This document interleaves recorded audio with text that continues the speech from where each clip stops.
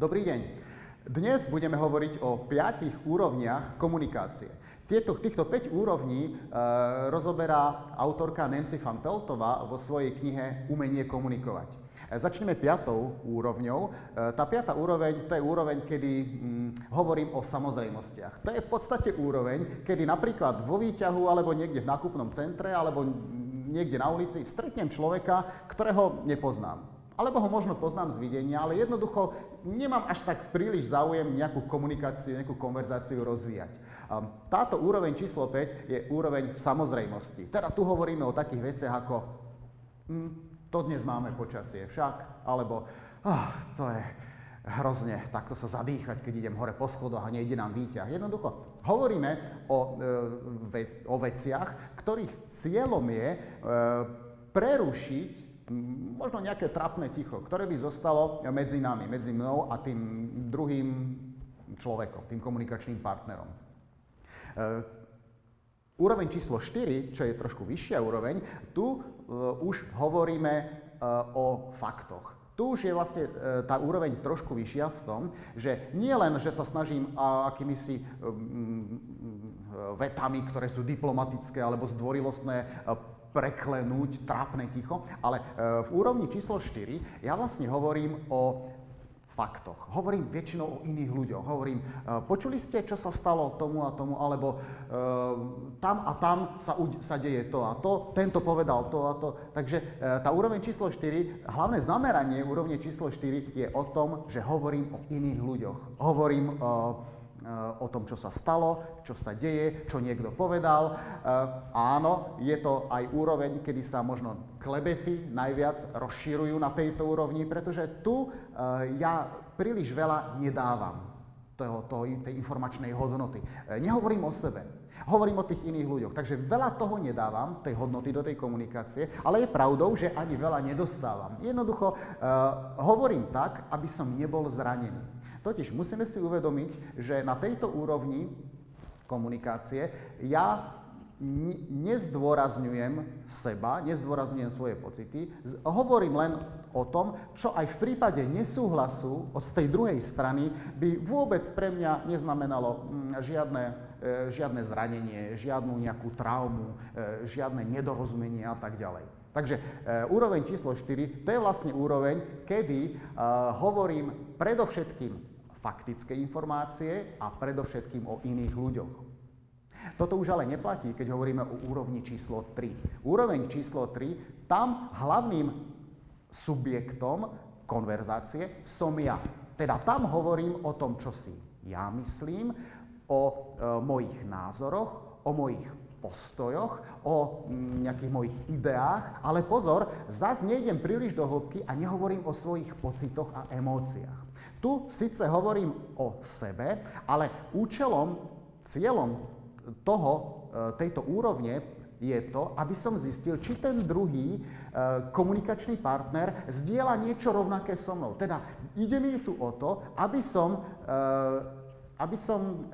skúsil vytvoriť akúsi väzbu, ja to nazývam také háčiky vzájomného porozumenia. Pretože ak vidím, že on mi porozumie napríklad v životnom štýle, že predstav si, aj ty si vegetarián, alebo aj ty rád športuješ. No, takže toto nám vytvára akési háčiky porozumenia a týmto sa stáva ten vzťah medzi mnou a tou druhou osobou priateľský.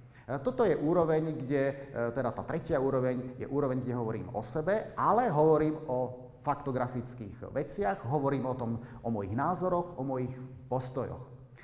Úroveň číslo 4 je úroveň, kedy hovorím stále o sebe, ale hovorím hlbšie. To znamená, hovorím o sentimentoch, hovorím o pocitoch, hovorím o emóciách. Pozor, na tejto 4. úrovni sa stávam zraniteľný. Na túto 4. úroveň sa dostanem až vtedy, keď som si dal pozor a keď som sa ubezpečil, že na 3. úrovni si dostatočne dobre s tým človekom druhým rozumiem a takže môžeme ísť na 4. úroveň, kde môžem sa zdieľať o to, čo cítim.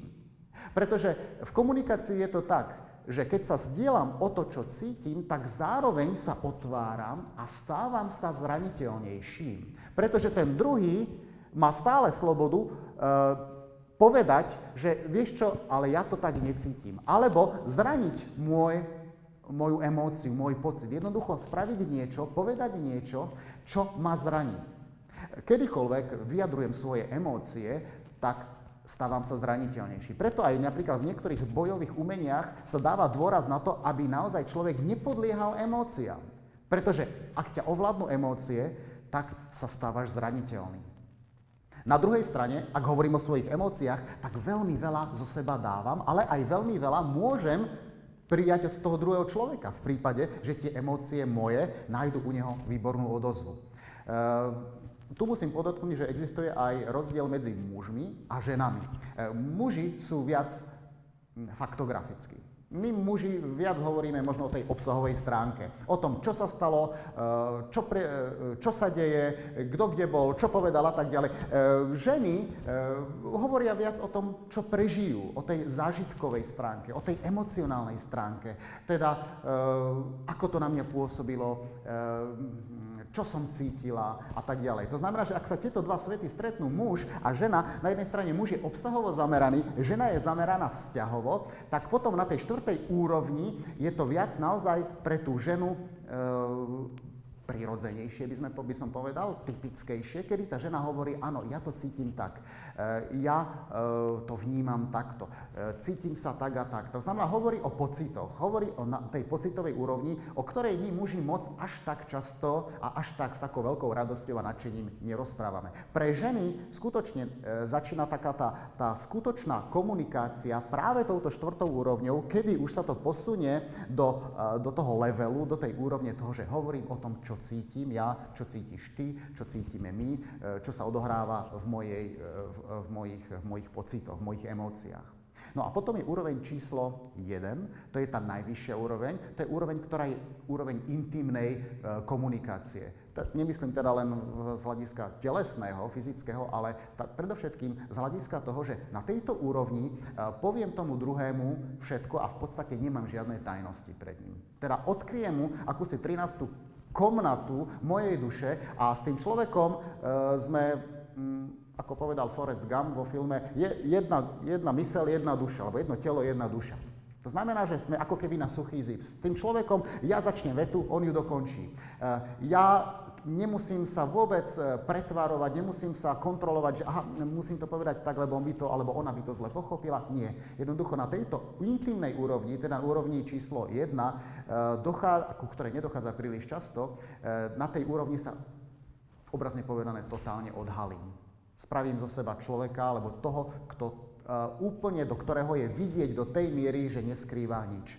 Pre mnohých ľudí je práve toto úroveň napríklad modlitby, meditácie alebo totálneho odovzdania sa svojmu partnerovi, priateľovi, priateľke, milencovi, rodinnému príslušníkovi. Do tejto úrovne číslo 1 sa nedostávame príliš často, pretože naozaj tu nie sú žiadne škrupule, tu nie je žiadna pretvárka, žiadna sebakontrola. Úroveň číslo 1 je totálne odhalenie samého seba, ale aj v prípade, že ten druhý človek nám opätuje takúto úroveň, takúto intimnú úroveň komunikácie, je to takisto aj totálne obohacujúca komunikácia.